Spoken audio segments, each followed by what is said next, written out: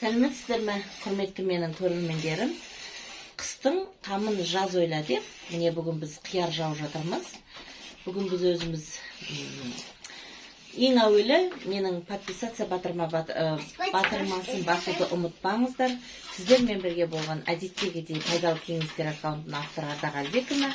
Менің каналымнан пайдалы кеңес алатындарыңыз сөзсіз.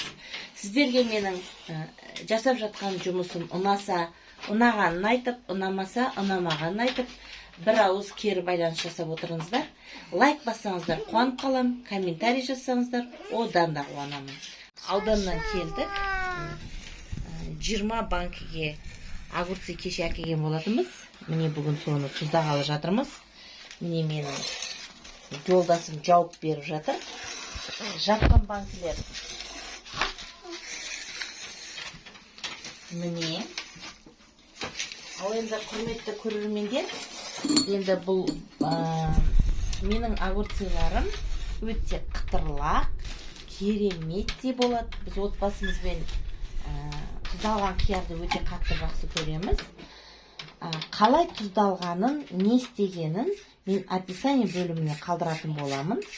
Сол жерден қарап, Ардақ Әлбекованың қиярды қалай тұздау керек екендігін көрсеңіздер болады.